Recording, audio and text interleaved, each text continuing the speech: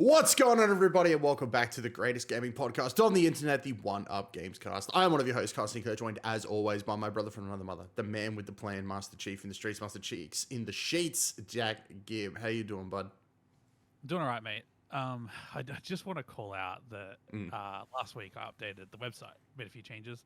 One of the big changes was changing the wording from almost weekly podcast to weekly, and then we didn't do. And then we didn't do a podcast. Yeah, I like it. We had a good reason though.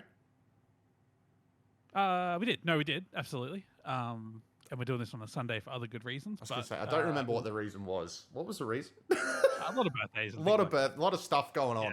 Yeah, that's right. And quite frankly, I don't feel like there was enough going on in the industry to really I feel like it was going to miss a week. It was a fine week to miss. I mean, we're at the point where it's like we've just had Gamescom, so we're in like the quiet times. You know what I mean? Leading into what is supposedly a Nintendo Direct and a state of play. So we're not going to really see much in the landscape for a few weeks, I feel. I'm expecting the price on the ROG Xbox at some point. Like that, I feel like will fill a week all of a sudden with everyone complaining, or maybe not, or rejoicing. You know what I mean? You never know. Because it looks like I can't remember what the source for this was, but I was reading during the week that the price leaked at some point during Gamescom, and apparently Microsoft and Asus were looking at the reactions online and being like, "Oh, maybe we need to tweak this up a little bit." So, who knows? Maybe we'll be surprised. I think it'll be a win if it's not more expensive than what the ROG Ally Gen 1 and X launched at. So the ROG Ally X was $1,600 at launch in Australia. Now that's an absolutely fucking huge amount of money. I'm not dismissing that at all. But if this device comes in cheaper than that, I think that's probably a best case scenario, realistically. Yeah, fair enough. Because we've obviously got the new parts and obviously a bit of R&D. So see how that shakes out. But I mean, the Legion 2, which was announced, the pricing was announced during the week. I think the whole unit was announced during the week, right? Yes. That's I can't remember what the Australian pricing was, but that's real expensive. Like that's it's got the same chip, but it's got an OLED display, and that thing is gonna be like it's like nearly I think it's like nearly just over $2,000 here, right? My recording software has crashed to get us this price, but I'm gonna bring it to us anyway. The things we do for love. The things we do. 2,200. Yeah, GB for the 32 gig RAM model, 1 terabyte. Right. But that's got an OLED, big device, bit of extra RAM. So hopefully the Xbox One comes in a bit cheaper than that. And I'm assuming the screen is a huge chunk of that money. Yeah. And the mouse tech's a bit more advanced, and it's got a trackpad. So there are a few things it's doing that the ROG isn't. So fingers crossed. I do wish the ROG Ally X had a trackpad or something to help with mouse mode when you need it. Yep. Because I think Xbox will get it to the point where you don't need a mouse to do most shit, but I still think for the next year or two that would have been nice.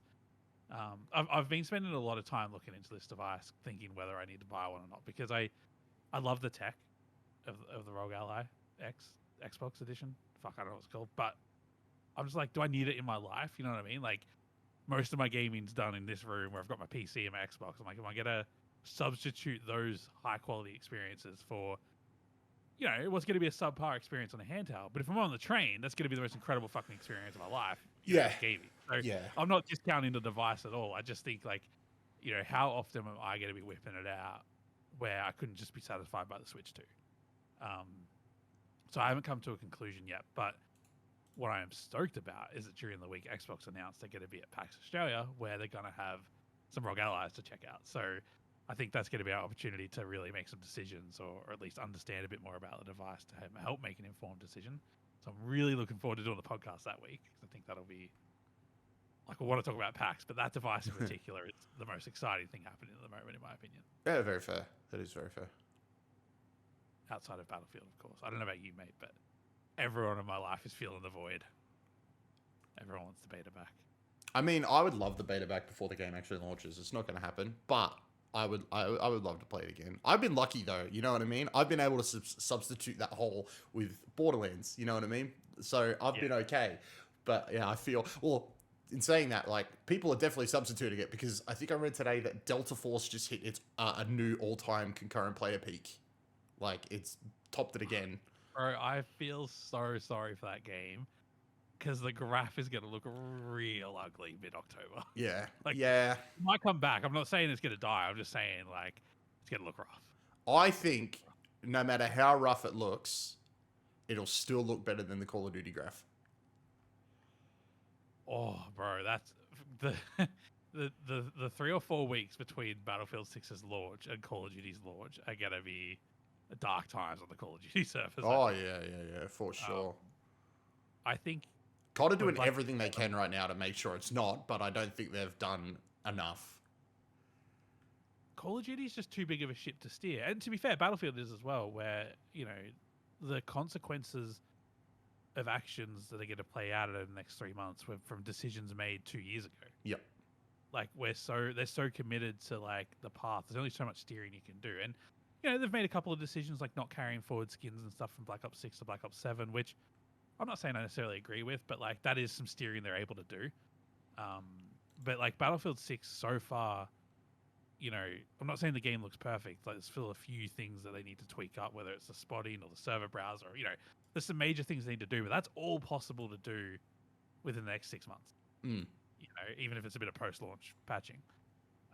Some of the things we need from COD are, like they're a couple of games away, I think. But I do think Activision heard the message now, though. I don't think they started listening until the beta dropped. Yeah. Do you think it's too late?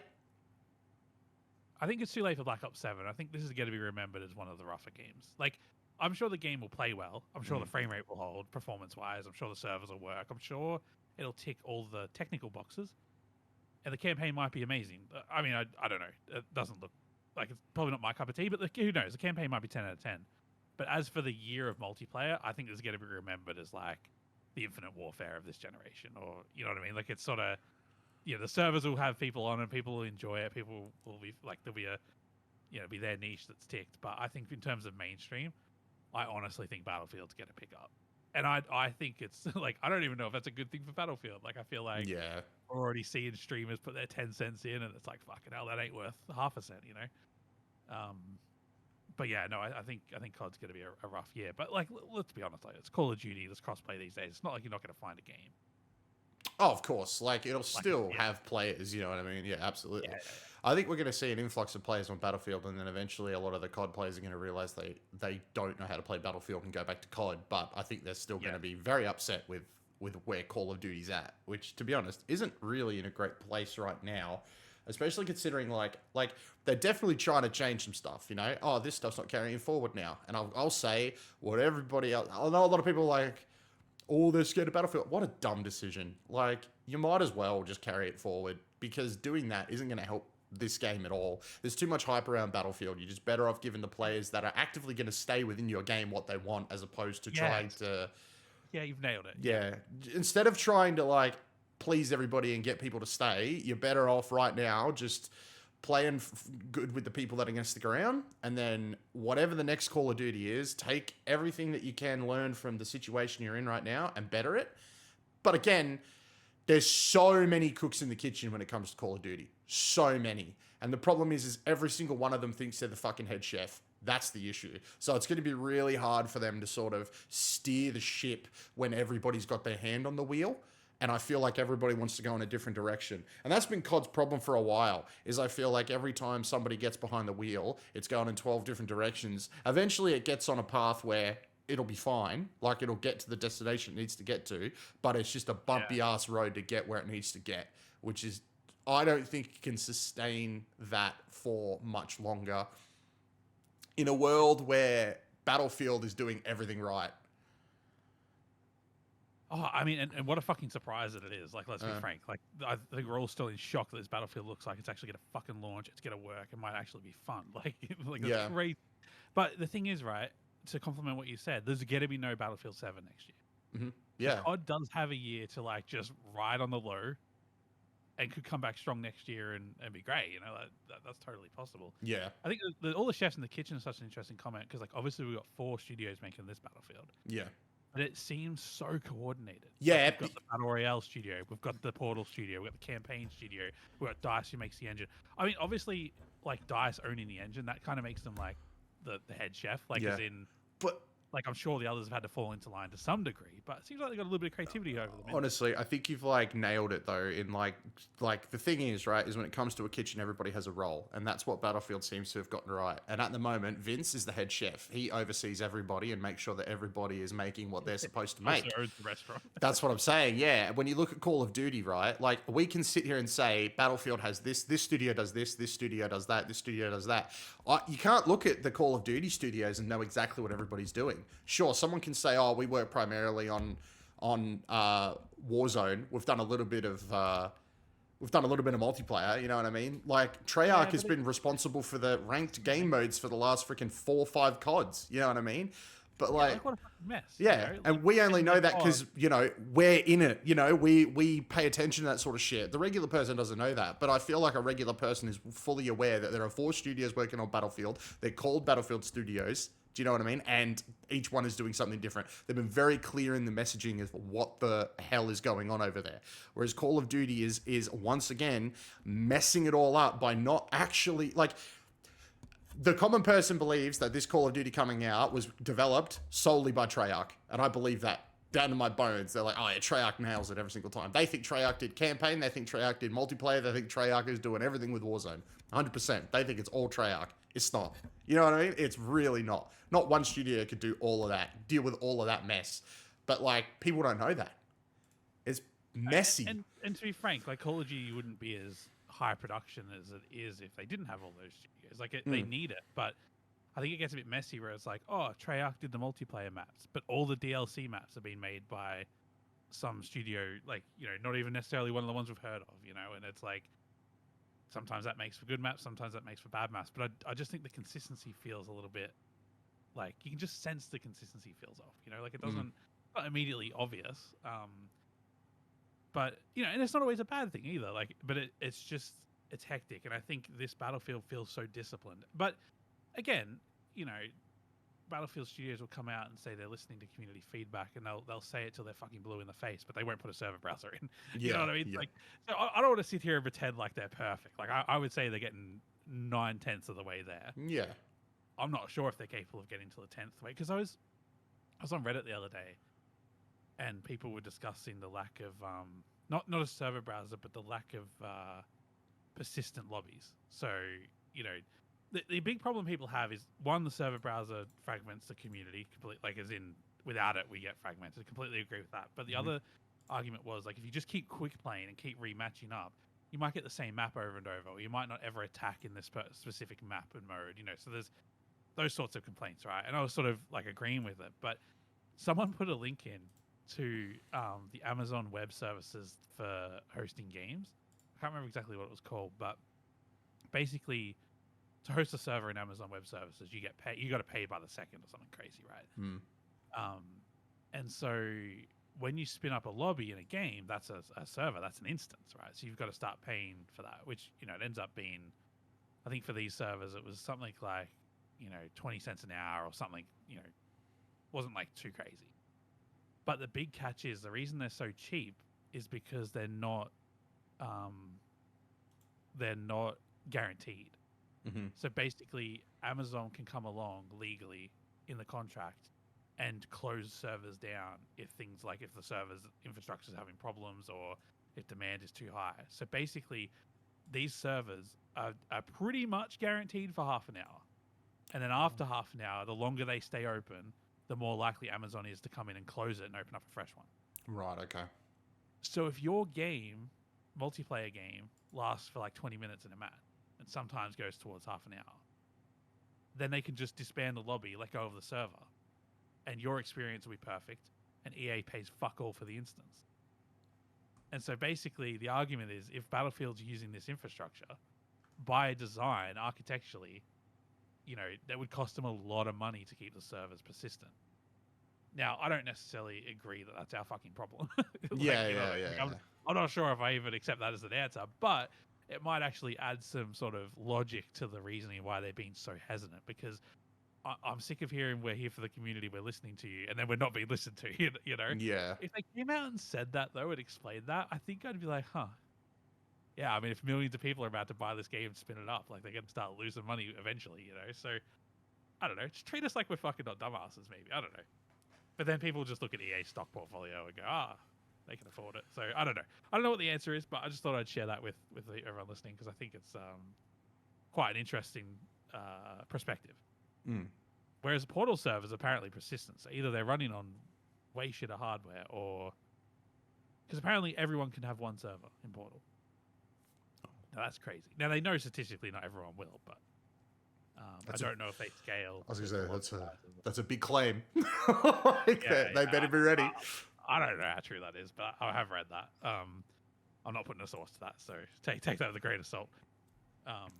So I don't know. Be interesting to see what happens. I have a feeling that this game will get those features we're asking for in a year's time. Yeah. And I think they'll use those sorts of features to give this game a second year and take on Call of Duty no worries. And I think that as the player numbers dwindle, not dwindle in a bad way, but let's say we hit 1 million peak concurrent this year, we'll probably be hitting half of that next year. You know what I mean? Yeah. As the numbers come down, you'll be able to afford to do more of this sort of shit in cloud servers. So I reckon there'll be a big year 2 for Battlefield next October. That's a little prediction I'm putting in there. Okay. Good prediction. I like it. Sounds good. Sounds good. Mate, should we move on? Let's switch move on. gears up? What do you want to talk about? Well, James Bond is an obvious discussion point, I feel. Yeah. I still haven't watched the gameplay, though, so you're going to have to talk to me a bit more descriptively. Okay.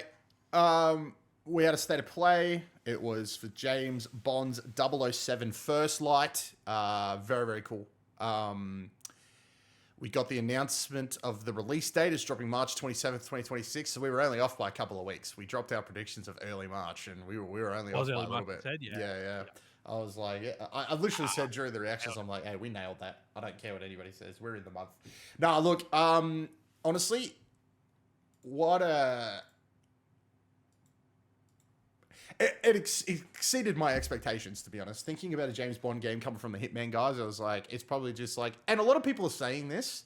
They're like, oh, it's just Hitman with a James Bond skin. But no, when you really look at it, it's kind of not. I think they've really taken on board the fact that this is a license of a movie. And I think they've tried to be a little bit more cinematic with it. Now, it could just be because of the vertical slice we got shown. We got about 30 minutes worth of gameplay, and then we get to a point in the demo where they're like, all right, let's skip forward a little bit. But basically, the gist of it is, this is Bond's first mission in the game. I don't think he's a 00 yet. Because no point does anybody refer to him as 007. But basically, you're part of a team tracking down 009. You go into this giant sort of like mansion sort of resort in the middle of I don't want to say it's like, I don't even really know where. I think it's meant to be like in Germany or something like that. But there's a lot of forest around and all that fun stuff. But it's a big hotel. James is driving the car. You've got a whole bunch of other agents that are already there. I think it's some sort of fashion show or something going on inside. I don't know. They never exactly explain what's going on inside when they get there. But effectively, the gameplay was James spots an employee who looks a little bit too sus. And the sus thing he does, which is quite funny. So he's like, this hotel guy throws suitcases off the side of the balcony. And he's like... That's suspicious. And the rest of the team's like, just stay in the parking lot, mate. It's all good. Like, that's very suspicious. They're like, yeah, nah, it's all good. Just stay at your post, mate. He's like, I'm investigating. It's like, yeah, this is very sus. Why are you stopping him from checking this out? This feels just like the sort of shit where we should probably check out why the bellhop is throwing the luggage over the side of the mountain, guys. This feels a bit sus. Like, we're here for a reason. Anyway, James goes off and follows this guy very closely, and then we are greeted by what I would call our first sort of like Hitman-esque moment of the game, right? So Hitman very much known for, this newer Hitman definitely, known for being able to tackle objectives, kills in multiple different ways. James needs to figure out how to get into this hotel, and we're shown multiple different ways to the point where it's like his watch can scan the area and actually show you the different ways he can do it, the different interactions he can have. Like, you can go and try and find a pass to get through the door, but the way they show in the demo is James goes into a restricted area, steals a lighter, goes over, lights leaves on fire, distracts guy, goes over, climbs up balcony. It's like, okay, cool. But they show that you can do the thing that interests me the most, as opposed to Hitman, right? So with Hitman, it's like, you've got to kill this person. Here's 3 different ways you can kill this guy. Whereas with this James Bond game, it seems they've gone, this is your objective, get inside the building. There's 3 different ways you can get inside this building, and there's 3 different ways you can do each of these 3 objectives. Like, you're not tied down by doing it one way. Like, you can do the same objective on a second playthrough, but do that objective in a completely different way. Like, as opposed to Hitman, where it's like 3 different ways to kill. Once you've done all those 3 ways to kill, you've basically filled in the checklist. Whereas, like, for example, like, setting the leaves on fire requires a lighter, right? But you can, like, distract the guard 3 different ways in order to get to that lighter, as opposed to doing it like the way that they show in the demo. You can do it in a different way, which I thought was really, really cool. It shows that there's a lot of layers on top of layers on how the game is going to be played, which promotes replayability, which is very, very cool. But yeah, moments like that definitely give off like, all right, this is very Hitman-y, which, to be honest, is like expected. They're the Hitman developers. I think anybody coming in here expecting them to be doing something completely different is off their chops. You know what I mean? Like, what do you want about? Of course, it's going to be very Hitman-esque because it's the Hitman developers. It's kind of like what we wanted. As a Hitman fan, hearing them do a James Bond game, I'm like, man, that sounds perfect. The Hitman guys doing a James Bond game sounds perfect. And it looks exactly how I thought it would. But in saying that, they've also gone very, like, I would liken this to half Hitman, half Uncharted. Like, there are moments here that are very cinematic. Like, we get 2 driving sections. Like, you see the driving section at the very start where there's a lot of talking going on, and clearly the player is in control because that person is having a really rough time driving like a normal person. But then there's like a chase, and you're like driving down the hill and all that sort of stuff, and you're like, there's all these different sort of like paths you can take down to chase 009 or 008. I can't remember what number he is. But yeah, it's really, really cool. And it just felt really, really cinematic, like the chase. And then moving into like gunplay, the gunplay looks so much cleaner than it does in Hitman. Whereas like each shot in Hitman feels intentional and has to feel like, you know, you have a magazine with like 6 bullets. Those are the only 6 bullets you've got. Make every single one of those shots count. This feels very much like, all right, cool. You're going to shoot these guys with that gun. Cool. Run over there. He does this cool thing where he's like running, and if there's a gun on the ground and you hit the button, he like kicks the gun up into his hands and then just keeps shooting. It's like, oh, that's so super spy, and that's so sick. And that is not something Agent 47 would ever fucking do. So anybody that's like, oh yeah, Hitman would do that, I'm like, no way. Have you ever seen Hitman kick a fucking gun up into his hands like that and then just keep shooting? There's also a really cool bit where at the very end, you like get onto a plane and you hack into the plane. And what you do is as you make your way through the plane, you can manipulate the plane whilst making your way through. So it's like while you're running through, you can hit the left and right bumpers to make the plane like affect the turbulence. So you've got guys coming at you, you hit the right side, you can run to the right as the plane turns left, and all of the luggage comes down and smacks the guys out of the way while you're running up the side. So I think there's going to be a lot of really cool moments like that where you'll have to be focusing on more than one thing at a time, which also very James Bond, which is very, very cool. We got to look at some of the gadgets, which was pretty sick. You know, we got to look at the phone dart and all that sort of fun stuff. I think I think straight out of the gate, I'll say, I think they're going to be very, very subdued or very, very controlled on like what sort of gadgets we have, what sort of things we have access to. Because I mean, this is their first go. I think they want to be very sort of like keep it as much in reality as possible, keep it very grounded. But there are these moments that feel right out of a Mission Impossible or James Bond movie that feel very like, holy shit, like this is epic. But yeah, I'm keen to see what other gadgets we have access to.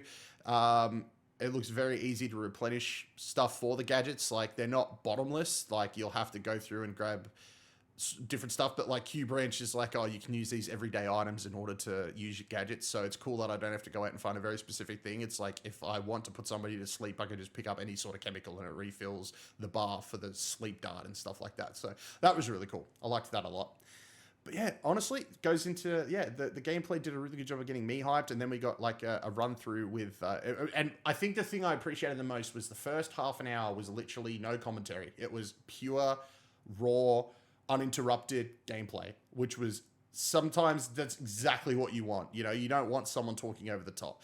But we did get about a 10-minute gameplay demo after that one, a little bit further into the story, a little bit more going on with someone explaining exactly how everything works, how James works, where he is in his career, what he's doing. And I don't know, the more I hear about this game, the more hyped I become, honestly. And the fact that I only have to wait till March also has me super hyped. I need that collector's edition in Australia. Let's make it happen. The Legacy edition. I'm sick and tired of waiting. Make it happen. If it's not happening, I'm going to have to try and get it somehow because it comes with a replica of the Golden Gun. So cool. But yeah, no, honestly, James Bond First Light looks really, really good. It has exceeded my expectations. Anybody out there that's like, it's just a Hitman clone, no, it is a interpretation of James Bond done by the Hitman developers. I think we need to remember that, yeah, these are the Hitman devs. You know what I mean? I think people out there that are just like, it's a clone. Like, no, that's just not fair to them. It seems that they've done a lot to sort of distance themselves from just being another interpretation of Hitman. Like, they've done a lot to make it feel like a James Bond game. And I think the more we see of this, because I'd be like, I don't need to see any more, but I'm sitting here and I'm like, I'd love to see some more. I think we've only scratched the surface and I'd love to see a bit more. So yeah, all in all, great, looks great. Cannot wait. Very excited. Very, very excited. I too am very excited. We'll be picking up a copy for sure. I saw a great clip on Twitter where he rolls through the window into the hotel and gets caught instantly because of the guy coming through the fucking window. Yeah.